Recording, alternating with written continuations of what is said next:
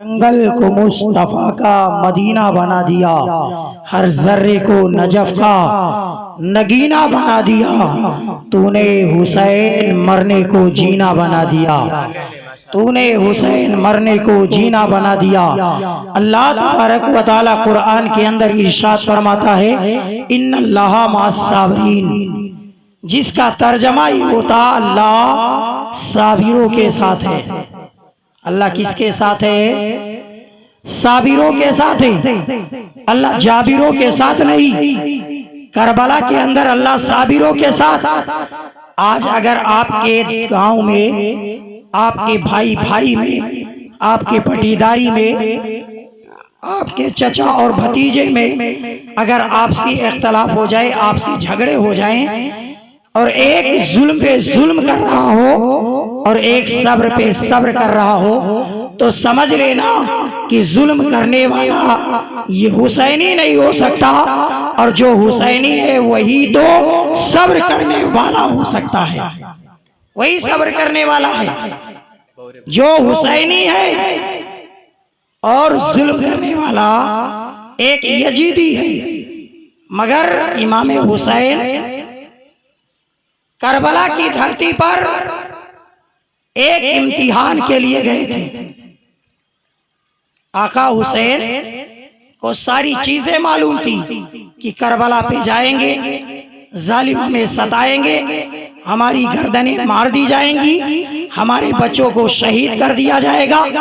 सारी चीजों का इल्म आका हुसैन को उनके नाना ने अय्यामे बचपन में दे दी थी, और कहा था, ए हुसैन, एक दौर आएगा, एक वक्त आएगा कि तुम करबला की धरती पर जाओगे, और जब करबला की धरती पर जाओगे, तुम्हारी शहादत के बाद इस्लाम को एक नई जिंदगी मिलेगी। और यही हुआ कि आका हुसैन करबला गए, और करबला जाने के बाद 2 मुहर्रमुल हराम को करबला पहुंचे, और 7 मुहर्रमुल हराम को आपके ऊपर पानी बंद कर दिया गया। 7 मुहर्रम को पानी बंद किया गया। तमाम लोग प्यास की शिद्दत से बेताब। 9वीं मुहर्रम की दिन आई, तमाम लोग सोचने लगे, यजीदी कहने लगे, ए हुसैन, आज जंग करेंगे, आज जंग करेंगे। आका हुसैन ने फरमाया कि आज हम जंग नहीं फरमाएंगे, अगर जंग करना है तो कल 10वीं मुहर्रम को करेंगे। आका हुसैन ने फरमाया, फिर ये मोहलत मांगी, और मांगने के बाद अपने दोस्तों को, अपने अहबाबों को, अपने चाहने वालों को, अपने कबीला वालों को इकट्ठा किया। मगरिब की नमाज पढ़ी, और नमाज पढ़ने के बाद एक तकरीर फरमाते हैं। फरमाने के बाद इरशाद फरमाते हैं, ऐ मेरे साथियों, ऐ मेरे चाहने वालों, ऐ मेरे मानने वालों, जिन लोगों को करबला से जाना है वो जा सकता है। इसलिए अगर किसी से दुश्मनी है यजीद की तो वो मुझसे है। अगर यजीद जुल्म कर रहा है तो मेरे ऊपर कर रहा है। आप लोग जाना चाहते हो तो करबला से जा सकते हो। हजरत आका हुसैन ने एक एक से फरमाया, आप लोग करबला छोड़ दें, करबले से चले जाए। अगर यजीद, अगर किसी के ऊपर जुल्म करना चाहता है तो वो एक मैं हूँ, मेरे ऊपर जुल्म कर रहा है। मैं हूँ जो खिलाफत मेरी तलब कर रहा है। अगर मैं खिलाफत उसकी कबूल कर लूं तो वो किसी को कत्ल नहीं करेगा। आका हुसैन ने बेहतरीन तकरीर फरमाई, अपने चाहने वालों से कहा, जाना है तो जाओ। मगर आका हुसैन के चाहने वाले जितने थे सारे बैठ गए। आका हुसैन ने अपने भाई अब्बास अलमदार को बुलाया, और बुलाने के बाद इरशाद फरमाया, ए अब्बास अलमदार, चिराग बुझा दो। अगर लोग उजाले में नहीं जाना चाहते तो रात की अंधेरी में चले जाएं, रात के अंधियारे में चले जाएं, जब किसी का चेहरा कोई नहीं देखना चाहता, अगर जाना चाहता है तो यही चाहता, अगर अंधेरा हो जाए तो हम यहां से चले जाए। जैसे कारी कैफ रजा साहब किबला इतना रोक के रखा है लोगों को, तबीयत ये कहती है अगर इत्तफाक बत्ती गायब हो जाती, ये बत्ती बुझ जाती, तो हम लोग एक दो करके यहां से फरार हो जाते। मगर देखने में जाए कैसे, उजाला है, यहां से हटेंगे, नजरे इमाम की पड़ेगी, मेरे इमाम साहब माइक में आवाज देंगे, फला बाबू ठहर जाओ, अब ज्यादा देर तकरीर नहीं होगी, ज्यादा से ज्यादा 20 मिनट। क्या कहने, ऐसे इमाम हुसैन ने फरमाया, ऐ लोगों जाना चाहते हो चले जाओ। अब्बास अलमदार से इरशाद फरमाया, चिराग बुझा दो, चिराग बुझा दी गई। फिर इमाम हुसैन ने फरमाया, अब जिसको जाना है रात के अंधेरे में चला जाए, रात के अंधेरे में चला जाए, मैं किसी को रोकने वाला नहीं। अगर कोई ये सोचता है कल कयामत के दिन अपने नाना की बारगाह में ये शिकायतें पेश करेंगे, तो ऐ लोगों सुन लो, मैं नाना की बारगाह में किसी की शिकायत पेश नहीं करूंगा। अगर कोई अपना बेटा छोड़कर आया है, कोई अपनी बेटी छोड़कर आया है, कोई अपनी बीबी छोड़कर आया है, कोई अपना बाप छोड़कर आया है, कोई अपनी माँ छोड़कर आया है, अरे जिनको जाना है करबला से जा सकता है। अब इतना कहना था, तकरीर हुसैन फरमाते हैं, फरमाने के बाद थोड़ी देर के बाद आका हुसैन अब्बास अलमदार से इरशाद फरमाते हैं, ए अब्बास अलमदार चिराग जलाओ तो सही। क्या कहने, अब चिराग जलाई गई। चिराग जलाने के बाद में आका हुसैन ने फरमाया कि देखा गया कि चिराग जलाने के बाद जितने थे सारे के सारे मौजूद हैं, कोई एक भी नहीं गया, कोई एक भी नहीं उठा। अब आका हुसैन चिराग पहले जलाए थे और पहले बुझाए और बुझाने के बाद में जलाया गया, तो तब्दीली एक चीज की आई। पहले जब बुझाई गई, बुझाने के बाद जलाई गई, तो पहले जब बुझाई गई तो तमाम आंखें सूखी हुई थी, मगर बुझाने के बाद जब आका हुसैन ने अब्बास अलमदार से इरशाद फरमाया, ऐ अब्बास अलमदार अरे चिराग जलाओ, तो चिराग जलाई गई तो सारी आंखें भीग गई। फिर आका हुसैन ने इरशाद फरमाया, जिनको जाना है करबला से जा सकता है। क्या कहने, जिंदाबाद, जा सकते हो, जिनको जाना है चले जाओ। मगर नहीं नहीं, इतने में एक बूढ़े साहबी जिनके बारे में बयान किया गया, जिनकी उम्र 72 साल या 76 साल की थी, वो इतने बूढ़े थे कि कमरे झुक गई थी। वो टेके हुए अपने कमर से तलवार खींचते हैं, खींच कर लेकर आए। लाने के बाद में आका हुसैन के कदमों में रख दिया। रखने के बाद अर्ज करते हैं, ऐ आका हुसैन तलवार उठाइए, उठाने के बाद गर्दनें मार दीजिए। ऐ आका हुसैन अरे ये गुलाम है, गुलाम आपसे दूर जाना पसंद नहीं करता। अरे मरेगा तो तुम्हारी कदमों में, और अगर जिएगा तो तुम्हारी कदमों में। नारे तकबीर, नारे रिसालत, मसलके आला हजरत, जिक्रे शहीद आजम। आका हुसैन ने इरशाद फरमाया कि अली अकबर को बुलाया। बुलाने के बाद इरशाद फरमाया, ए अली अकबर, ए मेरे बेटे अली अकबर, सुनो सुनो। मक्के के अंदर जब था, तो मक्के के अंदर जब नबी मुसल्ले इमामत पर होते थे, तो अबू बकर तो मुसल्ले इमामत पर होते थे, तो तेरा बाबा अली अजान दिया करता था। मगर ए मेरे हुसैन, ए मेरे अली अकबर, आज मुसल्ले पर तेरा बाबा हुसैन है।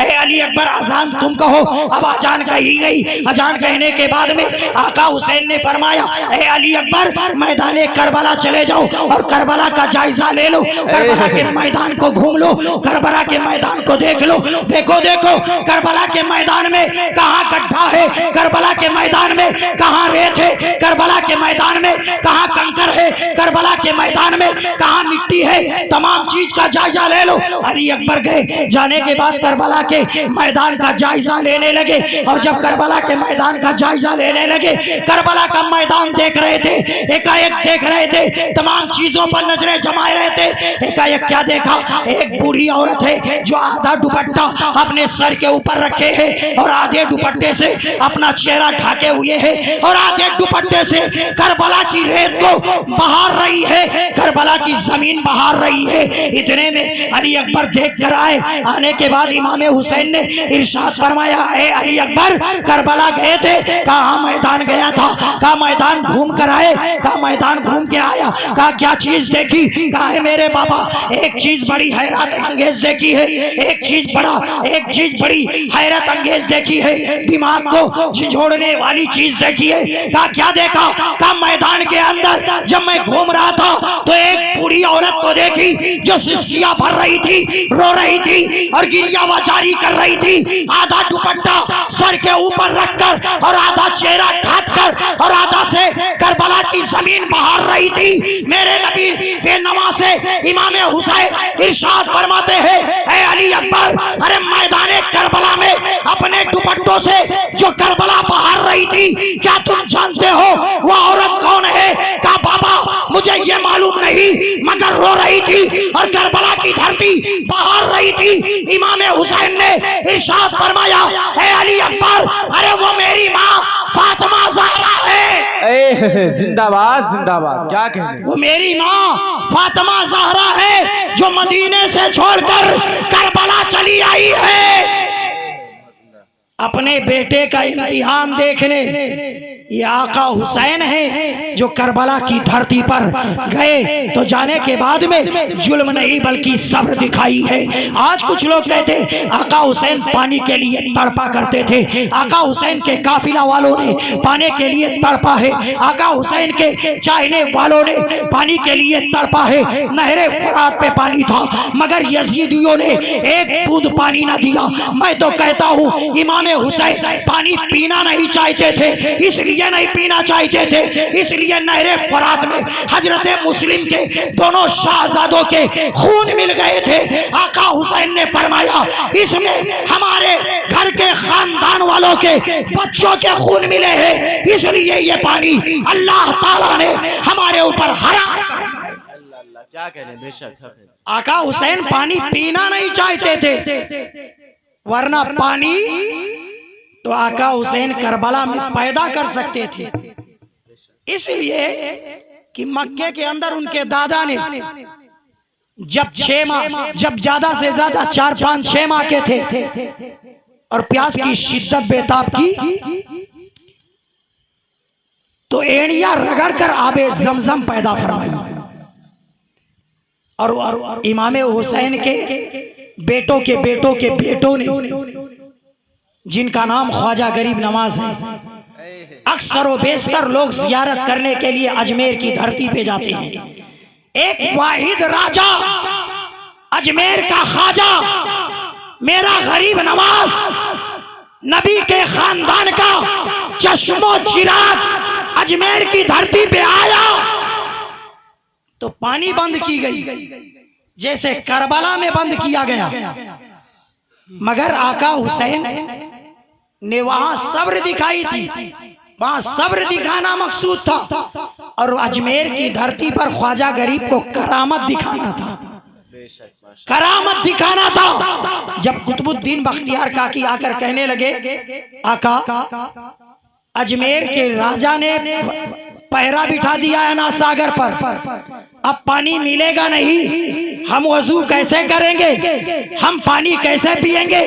तब मोइनुद्दीन ने फरमाया ऐ कुतुबुद्दीन बख्तियार काकी ये कटोरा ले लो, लेने के बाद अना सागर के करीब जाओ, जहां से राजा के सिपाही रोकेंगे वहीं खड़े होकर अपना कासा अरे साना सागर के तरफ कर देना और कहना है अना सागर तुमको राजा ने मोइनुद्दीन बुलाया है।